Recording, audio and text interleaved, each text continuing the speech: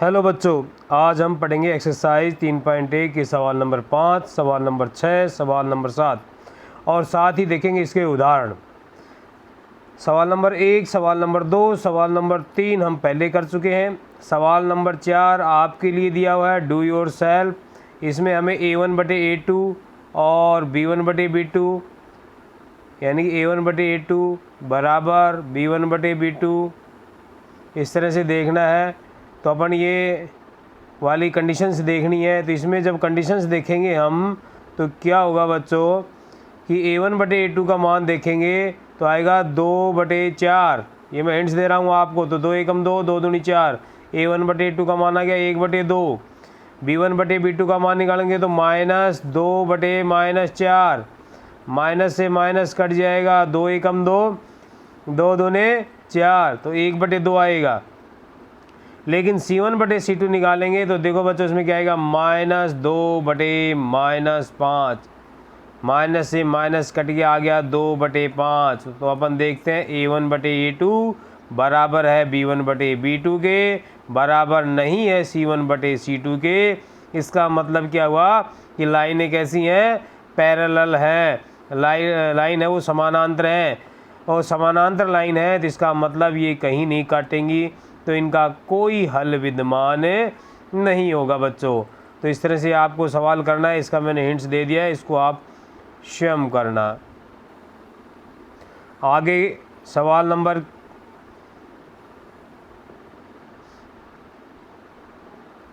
5। एक आयताकार बाग जिसकी लंबाई चौड़ाई से 4 मीटर अधिक है का अर्ध परिमाप दिया हुआ है। कितना दिया हुआ है, 36 मीटर। और बताया गया जो लंबाई है वो चौड़ाई से 4 मीटर अधिक है बच्चों। तो बाग की हमें क्या निकालनी है, बाग की हमें विमा निकालनी है। यहाँ ये छूट गया, बाग की विमाएँ ज्ञात कीजिए। विमा क्या होती हैं, आयताकार है तो आयत की विमा क्या होंगी, उसकी लंबाई और उसकी चौड़ाई, उसकी 2 विमा होती हैं।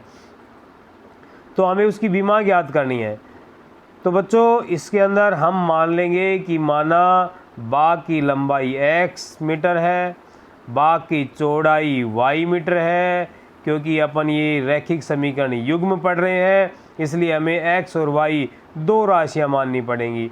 लंबाई को x मान लिया, चौड़ाई को y मान लिया। बच्चों यहाँ दे रखा है कि अर्ध परिमाप 36 है, तो हमें पता है आयत का जो परिमाप होता है, क्योंकि बाग आयताकार है, आयत का परिमाप होता है 2 लंबाई लंबाई 2 इंटू लंबाई प्लस में चौड़ाई। तो हमें पता है 2 आ गया, लंबाई हमारी x है तो x प्लस में चौड़ाई y है, तो आ गया 2 इंटू x प्लस वाई। चूँकि बच्चों प्रश्न में दिया हुआ है कि ये अर्ध परिमाप है, यहाँ देखते हैं तो अर्ध परिमाप हमारा 36 है। अर्ध परिमाप कितना है, 36। तो इस परिमाप का जब आधा करेंगे तो इसमें किसका भाग लग जाएगा, 2 का भाग लग जाएगा। तो 2 से 2 कट जाएगा और ये आ जाएगा x प्लस वाई बराबर कितना आ जाएगा, 36। ये समीकरण 2 आ जाएगा। समीकरण 1 को हमने कैसे निकाला है बच्चों, दिया हुआ है कि उसकी लंबाई x उसकी चौड़ाई से 4 अधिक है, तो x बराबर y चौड़ाई में 4 जोड़ देंगे तो लंबाई के बराबर आ जाएगी। पक्षांतरण करेंगे, x y को जब बराबर के इस तरफ ले आएंगे तो माइनस का हो जाएगा, यानी x माइनस वाई बराबर 4 हो जाएगा। तो एक समीकरण तो आ गया x माइनस वाई बराबर 4। ये समीकरण तो हमारा किससे आया कि लंबाई चौड़ाई से 4 मीटर अधिक है। एक कथन तो ये दिया हुआ है, दूसरा कथन दिया हुआ है कि अर्ध परिमाप का। तो हमने पूरा परिमाप निकाला, पूरे परिमाप का हमने आधा कर दिया, तो x प्लस वाई हो गया आधा, और x प्लस वाई बराबर कितना आ गया, 36। अब बच्चों हमें इस सवाल में ये कहीं भी नहीं कह रखा कि इसको किस विधि से हल किया जाए, क्योंकि रैखिक समीकरणों को हल करने की बहुत सी विधियां हैं बच्चों। हम यहाँ पर इस किताब में ग्राफीय विधि, उसके बाद प्रतिस्थापन विधि, उसके बाद विलोपन विधि, इन विधियों का अध्ययन करेंगे। क्योंकि एक विधि और भी है, वज्र गुणा विधि, उस विधि को हमारे सिलेबस 2024 में हटा दिया गया है, तो उसको अपन नहीं पढ़ेंगे। तो जब परीक्षा में ये सवाल आता है तो हमें ये कहेगा कि इसे आप इस विधि से कीजिए, तो हमें उसी विधि से करना है। क्योंकि यहाँ तक हमने और कोई विधियाँ तो पढ़ी ही नहीं है, हमने यहाँ तक सिर्फ ग्राफीय विधि पढ़ी है, इसलिए बच्चों इसको हम किस विधि से हल करेंगे? ग्राफ विधि से हल करेंगे।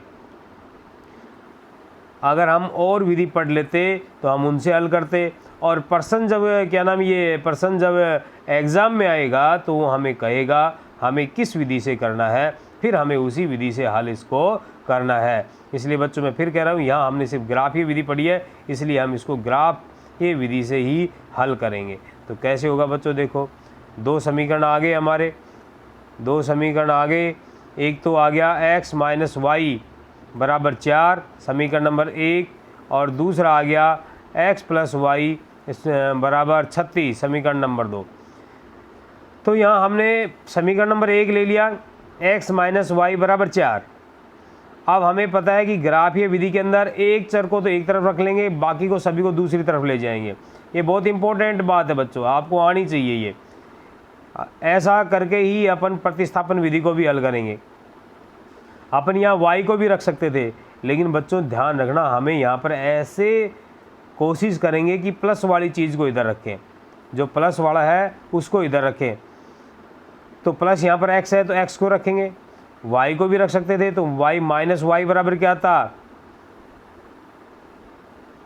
4 माइनस x आता।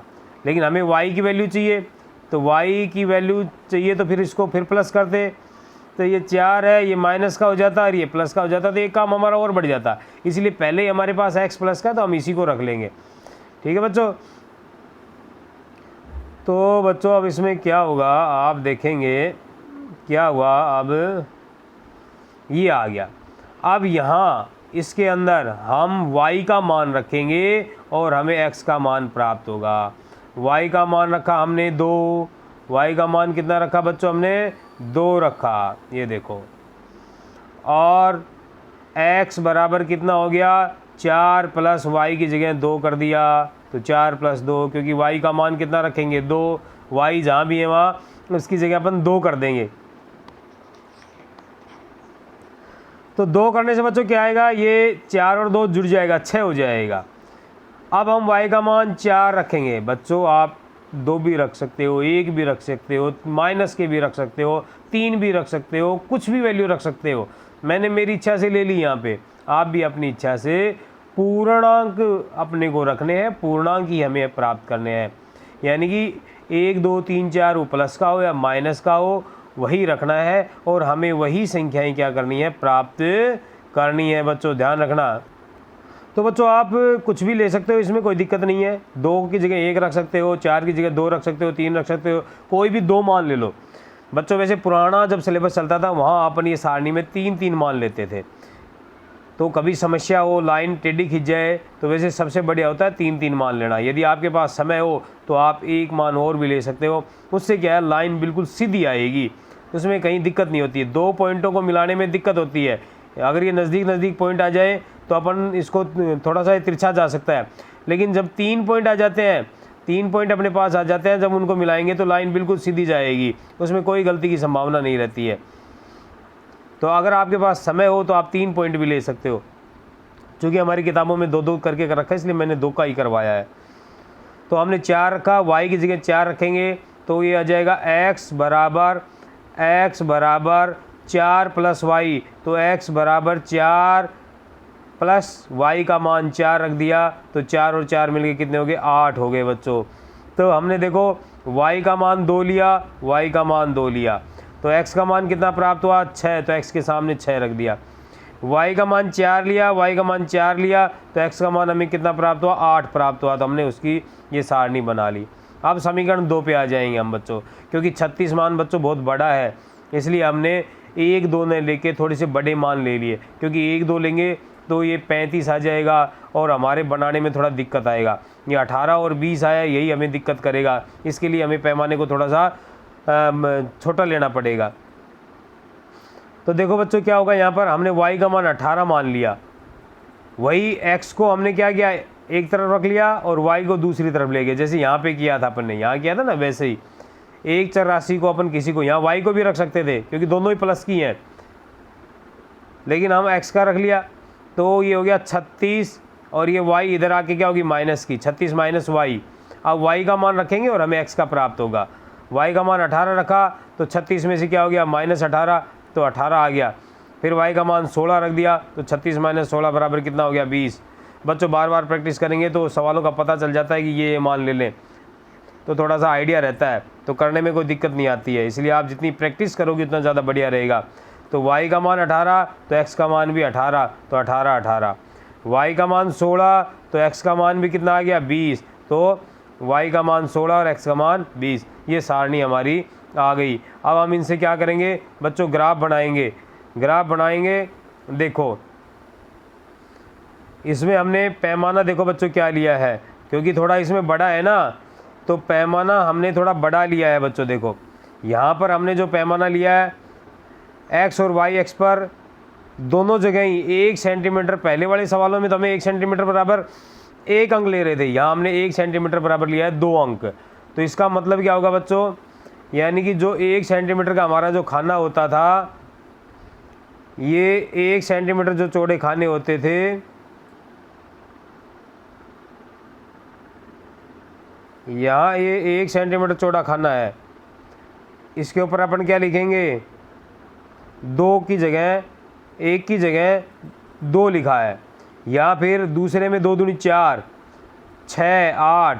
पहले वाले सवालों में अपन 1 2 3 4 लिख रहे थे क्योंकि वहाँ पर छोटे राशियाँ आ रही थी।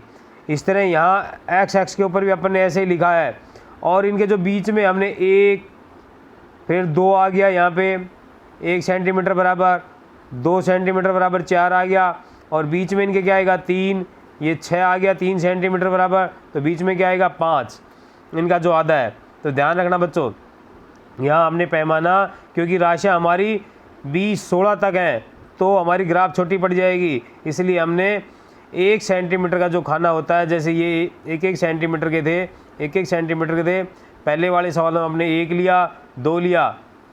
अब इस सवाल में हम यहाँ पर 2 ले लेंगे 1 सेंटीमीटर बराबर, और यहाँ कितना आ जाएगा 2 दूनी 4, तीसरे सेंटीमीटर पे कितना आएगा 6 आएगा बच्चों।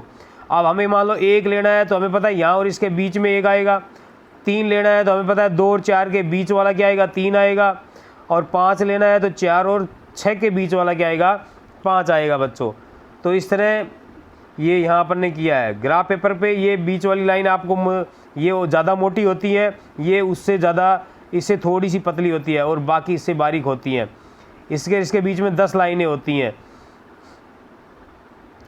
तो बच्चों अब इसमें हमारा जो पहला पॉइंट है सारणी में, इसमें देखते हैं पहला, अगर सारणी देखें अपन तो है पहला पॉइंट क्या बनेगा हमारा, x का 6 और y का 2, यानी कि पॉइंट बनेगा 6 2। इसका मतलब बच्चों होता है पहला हमेशा ये x का होता है, दूसरा हमेशा किसका होता है y का। तो x पे 6 देखेंगे, x पे 6 ये रहा, यहाँ पे है, ये दिख रहा है बच्चों यहाँ पे, और 2 यानी कि ये रहा। अब ये कहाँ मिल रहे हैं यहाँ, तो ये पॉइंट हमें आ गया बच्चों। उस पॉइंट को बिंदु लगा देना है इस तरह से, और उसके चारों तरफ एक छोटा सा गोला बना देना है जैसे मैंने बना रखे हैं, और फिर इस पॉइंट को ही मिलाना है रेखा से। इस गोले से कोई मतलब नहीं है, गोले से तो ये मतलब भाई इसके अंदर पॉइंट है।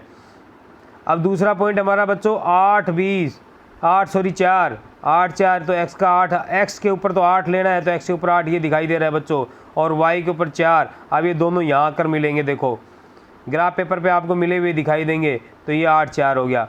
इन दोनों को जब मिलाएंगे बच्चों, क्योंकि ये पॉइंट बहुत पास आए हैं, तो ये ग्राफ हो सकता है थोड़ा इधर हो सकता है, इसलिए ऐसे सवालों में आप एक तीसरा पॉइंट भी ले सकते हो। मान लो तीसरा पॉइंट ये आएगा, जब तीनों बिंदुओं को आप मिलाओगे तो बिल्कुल सीधी आएगी, कहीं कोई गलत होने की गुंजाइश नहीं रहेगी।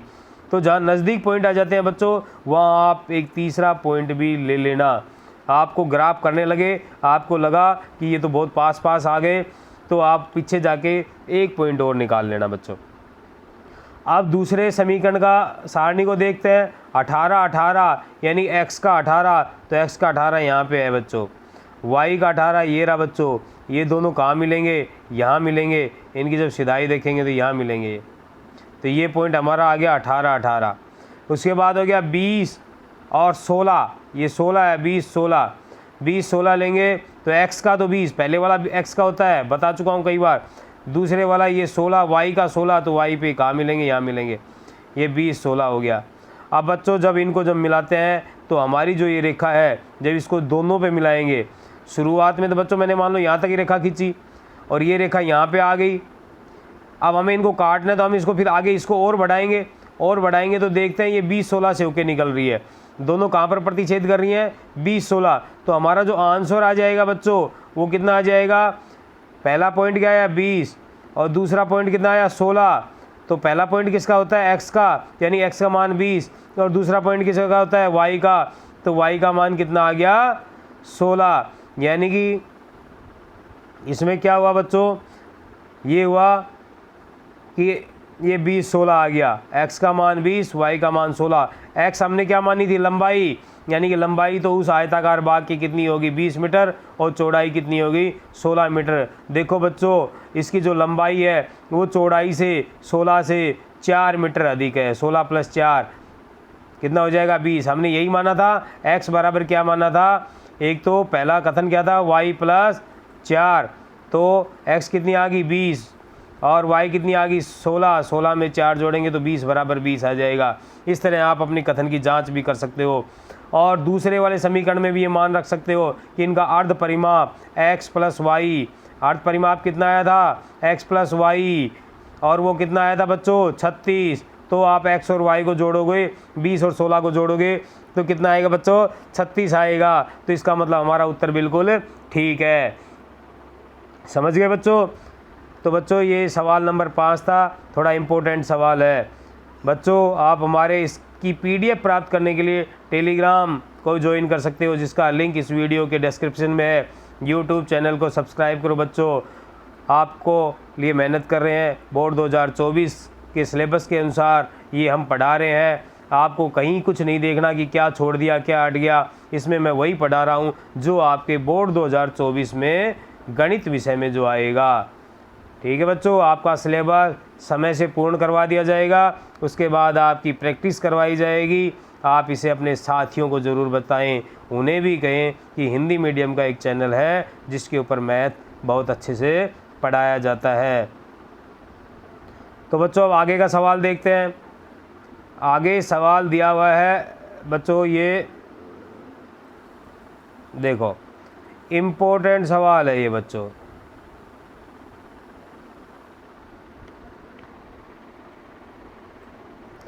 बहुत इम्पोर्टेंट सवाल है बच्चों, ये कई बार परीक्षा में आ चुका है। क्या है देखो, समीकरण दे रखे हैं x, एक तो ये दे रखा है, दूसरा ये दे रखा है x - y + 1 = 0 तथा 3x + 2y - 12 = 0। इनका ग्राफ खींचना है, ठीक है। और कह रहा है कि x और इन ग्राफ दो रेखाएं आएंगी इन ग्राफ से और एक अपने पास x रहेगा।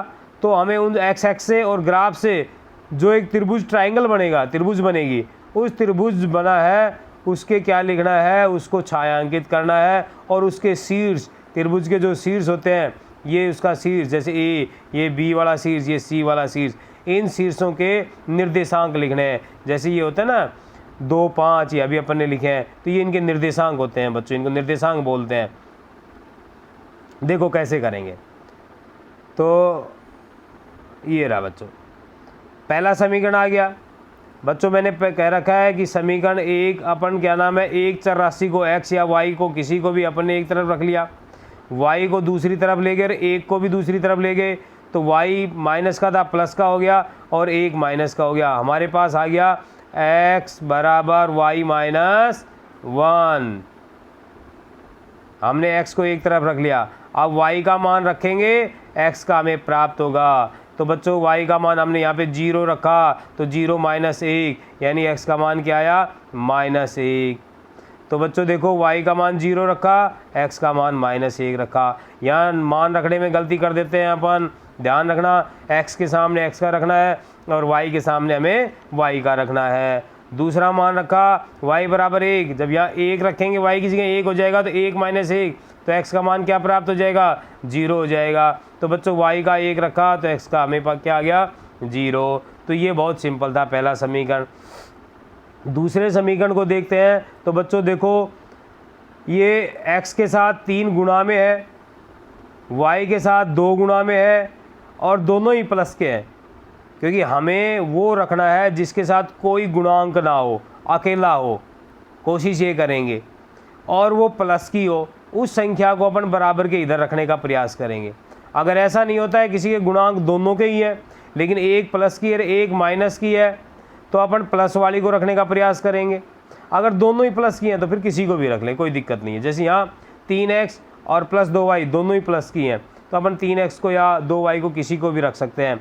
तो अपन ने क्या किया बच्चों, यहाँ पर देखो बच्चों हमने क्या किया, इस चीज़ को दिखाते हैं अपन। 3x को रख लिया अपन ने, और 12 माइनस का था प्लस का हो गया, और ये प्लस का था माइनस का हो गया। पहले समीकरण नंबर 2 से क्या आ गया, 3x बराबर क्या आ गया, पक्षांतरण करने पर 12 माइनस 2y। अब 2y का मतलब होता है बच्चों 2 गुणा में y। अब यह y की वैल्यू रखेंगे, वो 2 से गुणा होगी, फिर उसके बाद वो 12 में से घटेगी। तो x का मान निकालना है, तो बच्चों ये 3 उसके गुणा में है, तो इन दोनों के कहाँ चला गया, भाग में चला गया। अब यहाँ अपन मान रखेंगे, और बच्चों ध्यान देंगे, पहले मौखिक तरीके से अपन देख लेंगे कि भाई कोई 0 रखा है या 1 रखा है 2 रखा है, तो इसका पूरा पूरा मान आना चाहिए। यहाँ बटे में मान नहीं आना चाहिए, बटे में मान नहीं लेने, हमें पूरे पूरे मान रखने हैं। तो पहले से ही कैलकुलेशन कर लेंगे मौखिक, भाई यहाँ पर हमने 0 रखा तो 2 गुणा 0 हो जाएगा, 2 गुणा 0 तो ये पूरा मान 0 हो जाएगा, यानी कि 12 बचेगा, 12 बटे 3। तो 12 बटे 3 का मतलब 3 एकम 3, 3 चौक 12, 4 मान पूरा पूरा आ गया। तो अपन इसको कर लेंगे। क्या रखा हमने, y का मान 4 रखा, ना सॉरी 0 रखा। 0 रखने से यहाँ 2 गुणा 0 हो गया, क्योंकि 2 गुणा क्या था, y था, 2 गुणा y था। 2 का गुणा जब 0 से गुणा होगा तो ये 0 बन गया, 0 बन गया। तो 12 माइनस 0 12, 12 बटे 3, 3 एकम 3, 3 चौक 12। अब y का मान 3 रखा, तो बच्चों यहाँ y का मान 3 आ गया। 3 का गुणा 2 से होगा, 6 आ जाएगा। 12 में से 6 घटेगा, 6 घटेगा तो 12 में से 6 घटा, 6 बच गया। 6 में 3 का भाग गया, 3 गुणा 6। बच्चों मान लो यहाँ आप 2 रखते, 2 मान रखते तो 2 गुणा 2 होता, यहाँ पर 3 की जगह अपन 2 रखते, 4 आता। 4 12 से में से घटता तो 8 आता, 8 में 3 का भाग नहीं जाता, तो ये पूरा पूरा मान नहीं आता, इसलिए अपने इसको नहीं लिया। आप माइनस का मान भी ले सकते थे, कुछ भी ले सकते थे, लेकिन मान पूरा पूरा आना चाहिए। तो अपन ने जब 0 रखा तो x का 4 आया, y का 0 रखा x का 4 आया, y का 3 रखा तो x का कितना आया, 2 आ गया। तो हमारे पास ये 2 सारणियाँ आ गए बच्चों। अब इन 2 सारणियों से बच्चों हम क्या करेंगे, ग्राफ खींचेंगे। ये हमारा ग्राफ रहा बच्चों। तो पहला मान है अपना -1 0, तो बच्चों -1 0 लेंगे अपन, पहला पैमाना मान लेंगे। इसमें ज़्यादा बड़े मान नहीं है हमारे पास, सारणी में देखते हैं तो सारणी में छोटे मान ही है। बड़ा मान x का 4 है, y का 3 है, तो इसको बनाने में कोई दिक्कत नहीं आती है। तो -1 0, तो देखो बच्चों कहाँ है, -1 यानी कि x का -1, तो x का -1 यहाँ पे है ये। और y का 0, हमें पता है x के ऊपर y का मान हमेशा क्या रहता है, 0 रहता है बच्चों। तो ये -1 की वैल्यू है, यहाँ पर ये पॉइंट आ जाएगा बच्चों, ध्यान रखना, ये पॉइंट यहाँ पर आ जाएगा। दूसरा पॉइंट है हमारा बच्चों 0 1, यानी x का 0, तो x का 0 बच्चों ये यहाँ, और y का 1 ये यहाँ पे हो गया। यहाँ भी बच्चों आप ये दोनों पॉइंट नज़दीक नज़दीक आ गए तो एक बड़ा पॉइंट भी ले सकते हो, अगर आपका मीट सही नहीं होता है तो। और हमने ये रेखा खींच दी, ये रेखा हमने इस तरह से खींच दी बच्चों, और इसके ऊपर जिस समीकरण से आई है उसका नाम लिख दिया बच्चों। ये पॉइंट लिख दिया करो, जो पॉइंट है। आपको ग्राफ सेम ऐसे कैसे बनानी है जैसे मैं आपसे बनवा रहा हूँ, लेकिन ये ग्राफ पेपर में बनानी है, मैंने यहाँ पर कोरे कागज़ में बनाई हुई है। अब दूसरा समीकरण से अपनी दूसरी रेखाएं आएंगी बच्चों। दूसरे समीकरण से हमारे बिंदु हैं 4 0 और 2 3। तो बच्चों 4 0 यानी कि x का 4 और y का 0 ये यहाँ आएगा। हमें पता है 4 0, तो x का 4 लेना है और y का 0 है, तो ये x एक्सिस के ऊपर होगा। तो x एक्सिस के ऊपर जहाँ 4 है वहाँ पर आ गया। दूसरा पॉइंट क्या था बच्चों, 2 3, 2 और 3, 2 3 बच्चों यानी कि x का 2 और y का 3। तो x का 2 बच्चों ये रहा और y का 3 ये रहा। ये कहाँ मिलेंगे, यहाँ मिलेंगे, ये हो गया। इन दोनों को बच्चों हमने मिला दिया, इन पॉइंटों के नाम लिख दिए, यहाँ पर 4 0 लिख दिया, यहाँ 2 3 लिख दिया, और ये क्या नाम है जिससे आया उस समीकरण का नाम लिख दिया। अब बच्चों एक हमारी ग्राफ का लाइन ये आ गई, एक ये आ गई। अब कह रहा है बच्चों हमें बताया गया था एक्स एक्स से मिलकर जो त्रिभुज बनी, तो इस पॉइंट से, इस पॉइंट से और इस पॉइंट से, इन तीनों पॉइंटों के शीर्षों के नाम लिख देंगे अपन, सीधे दिख रहे हैं, अगर नहीं होते तो हम निकाल लेते, और इस क्षेत्र को अपन ने छायांकित कर दिया इस त्रिभुज वाले को। यही प्रश्न हमारे पास था। इन शीर्षों के ए मान लिया उसको, तो ए इसको माना है तो इसका शीर्ष है -1 0, बी वाला माना है ये वाला तो इसका शीर्ष है 2 3, और इसको अपने सी मान लिया, डी मान लिया, इसका शीर्ष है 4 0। तो इस तरह से बच्चों ये इंपॉर्टेंट सवाल है। एक्स एक्स से मिलकर ये त्रिभुज बन जाता है, तो एक्स एक्स से मिलकर हमने ये त्रिभुज बना दिया, ए बी और डी वाला। समझ गए बच्चों? तो ये हमारा सवाल था, ध्यान रखना आपके लिए ये सवाल ये, और अब समझ में आ जाएगा। त्रिभुज बना हुआ है आपके सामने, दिख रहा होगा अब आपको, त्रिभुज दिख रहा है बच्चों?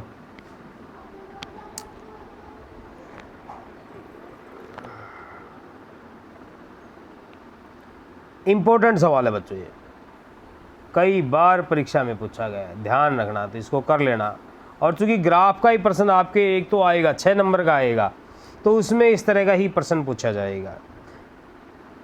अब आगे देखते हैं बच्चों,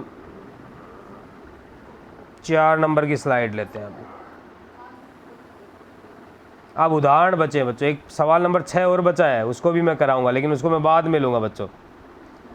ग्राफ द्वारा जांच कीजिए कि समीकरण युग्म, ये समीकरण दे रखा है x + 3y = 6 तथा 2x - 3y = 12 संगत है, और यदि ऐसा है तो ग्राफ कीजिए। संगत होगा तो क्या होगा बच्चों, उनके हल होंगे, हल होगा तो उनका ग्राफ खिंच जाएगा, कोई दिक्कत नहीं है।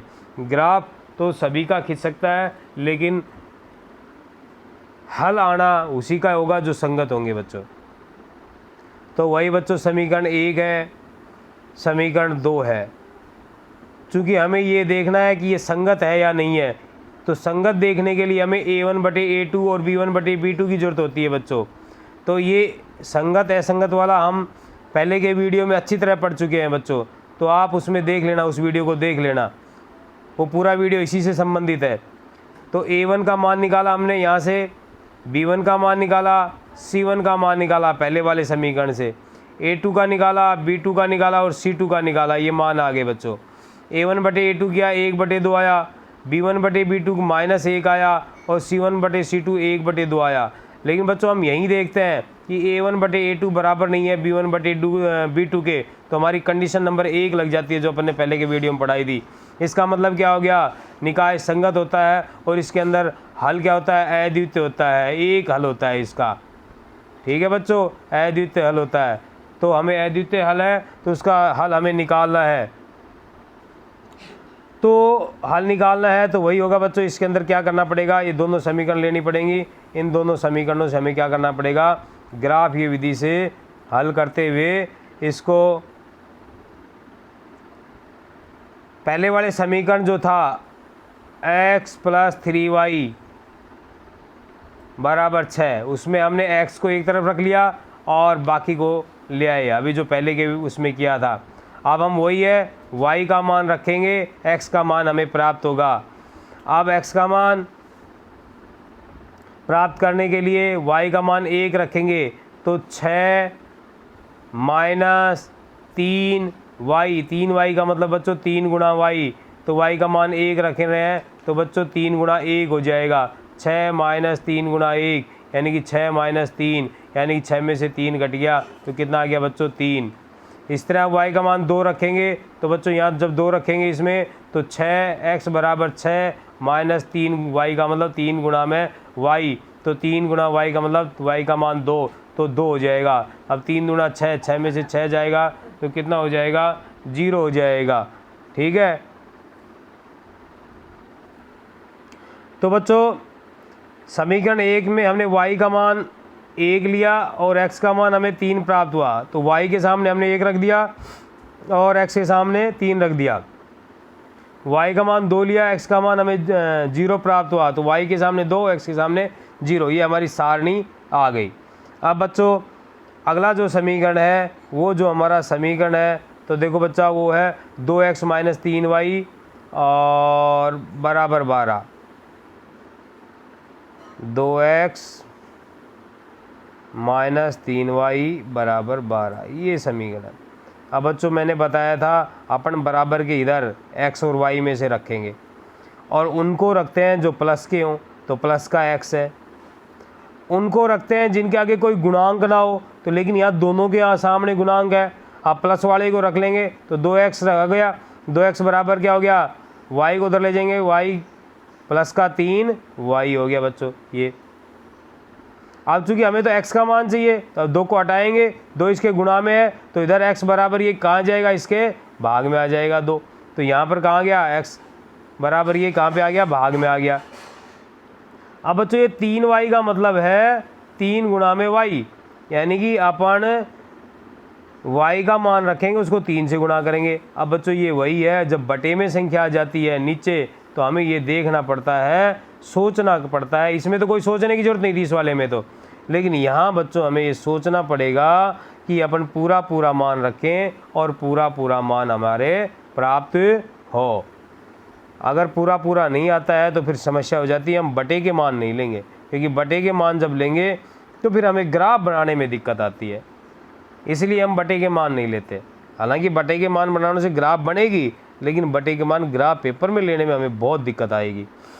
तो बच्चों यहाँ अपन पहले ही विचार कर लेंगे, ये लिखने से पहले विचार कर लेंगे कि भाई 0 यहाँ रखते हैं तो क्या मान आता है। तो पहले ही मौखिक रूप से जब 3 का y का मान 0 रखेंगे तो पूरा 0 हो जाएगा, तो यहाँ 12 बचेगा और 12 में 2 का भाग जा रहा है तो अपन 0 को रख लेंगे। ठीक है बच्चों, तो 3 गुणा 0 हो जाएगा, 0 हो गया तो 12 में 0 जुड़ा 12 आ गया, 12 में 2 का भाग दिया, 2 6 के 12।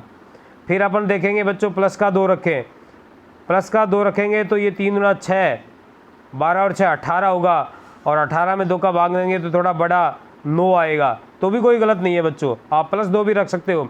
लेकिन मैंने माइनस 2 यूँ लिया है ताकि आपको माइनस का मान भी लेना आ जाए, क्योंकि पहले के कहीं माइनस का मान आया नहीं था, इसलिए मैंने आपको सिखाने के लिए ये -2 मान रखा है। तो 3y है, कितना है 3y, तो इसका मतलब 3 गुणा में y, यानी कि 3 गुणा में -2 हो गया। अब 3 गुणा -2 होगा तो ये -6 हो जाएगा जब गुणा होके, तो यहाँ पर क्या आ जाएगा, -6 आ जाएगा।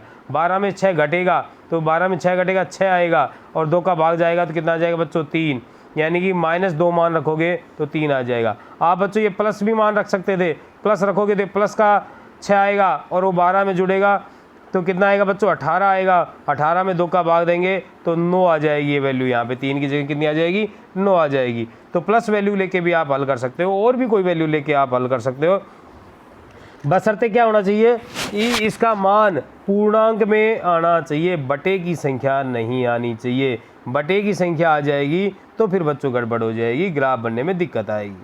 अब बच्चों अपन इसकी ग्राफ देखते हैं। आशा करता हूँ कई सवाल बता दिए आपको समझ में आ गया होंगे। पैमाना लिख दिया अपन ने, पैमाना लिखने के बाद इसके जो पॉइंट है पॉइंट ले रहे हैं। पहले वाले में पॉइंट क्या है 3 1 0 2, 3 1 3 1 और 0 2, ये पॉइंट है। तो x का 3 y का 1, तो x का 3 कहाँ है बच्चों, ये रहा। y का 1 कहाँ है, ये कहाँ मिलेगा, यहाँ मिलेगा, ये मिल गया। 3 1 लिख दिया, पॉइंट बिंदी लगा के गोल कर दिया उसके। 0 2 यानी कि x का 0, तो x का 0 ये, y x के ऊपर क्या होता है हमेशा x 0 होता है, और x x के ऊपर क्या होता है हमेशा y 0 होता है। y का 2, ये y का 2, इन दोनों को मिला दिया, ये लाइन आ गई। इस लाइन के ऊपर जिस समीकरण से आया उस समीकरण को लिख दिया बच्चों अपन ने। अब बच्चों दूसरी जो सारणी है उससे हमारे जो मान है वो क्या है 6 0 और 3 -2। 6 0 यानी कि x का 6, तो x का 6 और y का 0। अभी बताया था बच्चों x के ऊपर हमेशा y 0 रहता है, तो ये यहाँ आ गया ये मान, यहाँ पे ये। दूसरा 3 -2 यानी कि x का तो 3 और y का लेना है हमें -2, तो -2 ये इधर आएगा बच्चों, उल्टा है ये, इसलिए मैंने एक मान माइनस का लेके दिखाया क्योंकि अभी तक माइनस के मान कम आए थे। तो ये 3 -2, x का 3 y का -2 यहाँ आ गया। इन दोनों को मिला दिया बच्चों, ये रेखा यहाँ पर काट रही है, इसका आंसर आ जाता है 6 0। 6 जीरो का मतलब होता है बच्चों x का 6 और y का 0। पहला पॉइंट ये हमेशा x का होता है और दूसरा किसका होता है, y का होता है बच्चों। तो हमारा जो आंसर आना था वो क्या आ गया बच्चों, 6 0, यानी कि x बराबर 6 और y बराबर 0। अब हमारा सवाल था, अपन एक बार सवाल देख लेते हैं क्या था। बस हाल ही करने थे बच्चों, हमें और कुछ नहीं बताना था। तो ये हमारे इसके उत्तर आ गए 6 0, ये हमारे इसके बच्चों उत्तर आ गया। ठीक है बच्चों, तो ये एग्जाम्पल था, ये भी इम्पोर्टेंट सवाल है। अगला देखते हैं बच्चों।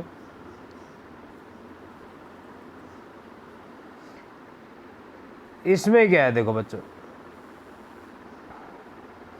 चंपा एक सेल में कुछ पैंट और स्कर्ट खरीदने गई। चंपा कहीं गई है, चंपा नाम की कोई लड़की है या औरत है। जब उसकी सहेलियों ने पूछा कि प्रत्येक के कितने नग खरीदे, तो उसने उत्तर दिया स्कर्ट की संख्या खरीदी गई पैंटों की संख्या से 2 गुनी से 2 कम है बच्चों। तो एक कथन तो ये है कि स्कर्ट जितनी खरीदी हैं वो पैंटों की संख्या की 2 गुनी से 2 कम है। और फिर दूसरा कथन दिया है स्कर्ट की संख्या खरीदी गई पैंटों की संख्या से 4 गुनी से भी 4 कम है। तो अब सहेलियों को ये जानने के लिए सहायता कीजिए कि चंपा ने कितनी पैंट खरीदी और कितनी शर्ट खरीदी। बच्चों यहाँ भी ये सवाल में नहीं कह रखा कि हमें इसे किस विधि से हल करना है, क्योंकि हमने अभी ग्राफ ही विधि पढ़ी है, इसलिए हम इसको ग्राफ से हल करेंगे। और प्रश्न पत्र में जैसा कहा जाए अपन वैसा ही कर देंगे। प्रश्न पत्र में यदि ग्राफ का प्रश्न नहीं आता है, यही प्रश्न आता है, तो फिर ग्राफ से ही करना है। और ग्राफ का कोई दूसरा प्रश्न दिया हुआ है फिर ये प्रश्न आता है, तो इसको अपन किसी अन्य विधि से हल करना है, उसको ग्राफ से करना है। तो बच्चों इसमें हमें मान लेंगे, क्योंकि बच्चों एक तो पैंट है और दूसरी क्या है, स्कर्ट है। बच्चों यहाँ स्कर्ट कर लेना, यहाँ क्या कर लेना, स्कर्ट, गलती हो गई इसमें, कुछ पेंट और स्कर्ट है। तो पहला पेंट है दूसरा स्कर्ट है। तो हमने क्या मान लिया बच्चों कि माना चंपा ने x पैंट खरीदी और स्कर्ट कितनी खरीदी, y। अब पहला कथन है कि स्कर्ट की संख्या, यानी कि स्कर्ट का मतलब y की जो संख्या है वो पैंट की संख्या यानी कि x का 2 गुणे से कितनी कम है, 2 कम है, 2 गुणे से 2 कम है।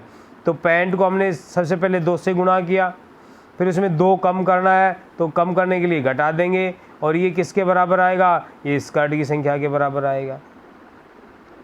दूसरा कथन है स्कर्ट की संख्या है उसके 4 गुने से, पैंट के 4 गुने से, तो पैंट को 4 गुना किया और इसमें 4 कम कर दिया। ज़्यादा कहता तो अपन जोड़ देते, कम कह दिया तो अपन ने घटा दिया, सीधी सी बात है। 2 समीकरण आ गए, बहुत अच्छी स्थिति में आ गए, ना हमें इनको इधर ले जाना ना उधर ले जाना, अपने आप सेट है। x का मान रखेंगे y का मान प्राप्त हो जाएगा, x का मान रखेंगे y का प्राप्त हो जाएगा। कैसे करेंगे बच्चों, देखो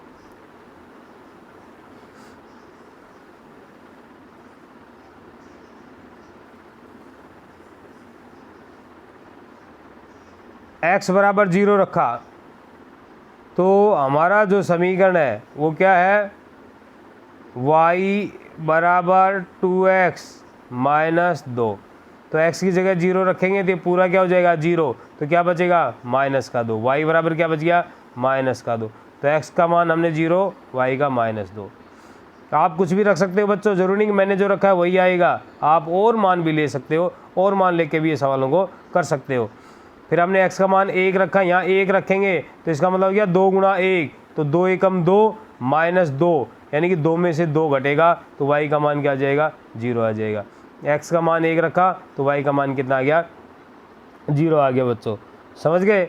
इसी तरह अब आप देखो समीकरण 2 में, उसमें भी अपन क्या करेंगे, x का मान समीकरण 2 ये है, x का मान 0 रखा तो ये 4 गुणा 0 0 हो गया, -4 बच गया बच्चों, -4 बच गया। तो 0 रखा -4 आ गया। अब x का मान 1 रखेंगे तो 4 का 1 से गुणा हो, 4 एकम 4, 4 - 4, तो वही 1 0 आ गया। बच्चों जब ये सिमिलर मान आ जाए तो हमें पता होता है कि उत्तर यही होगा, 1 0 1 0 दोनों में आ गया, तो हमें पता है आंसर यही होने वाला है। इसको ग्राफ पे कैसे हल करेंगे बच्चों, देखो 0 माइनस 2 पहला मान है, 0 माइनस 2 यानी x का 0 और y का माइनस 2। तो x का 0 हमें पता है ये है, और y के ऊपर माइनस 2 है, तो माइनस 2 नीचे की तरफ आएगा, तो ये वाला जो मान है ये आ गया बच्चों। फिर दूसरा है जो मान है वो है 1 0 यानी कि x का 1 y का 0, ये आएगा, यहाँ पे ये दिख रहा है बच्चों। इस रेखा को हम मिला देंगे सीधा। दूसरा है 0 माइनस 4 यानी x का 0 y का माइनस 4, ये रहा बच्चों, दिख रहा गया होगा आपको। और 1 0 ये वही मान है जो पहले वाले में था, इसको भी मिला देंगे बच्चों। अब हमें पता है एक में दोनों में इकट्ठा मान एक ही समान मान आ रहा है, तो इसका मतलब आंसर हमारा यही होगा। क्या आंसर होगा? 1 0 यानी कि x का मान 1 और y का मान 0, यानी कि चंपा ने x क्या थी? पैंट, एक पैंट खरीदी, स्कर्ट कुछ भी नहीं खरीदी, बावड़ा बना रही थी हमें, ठीक है।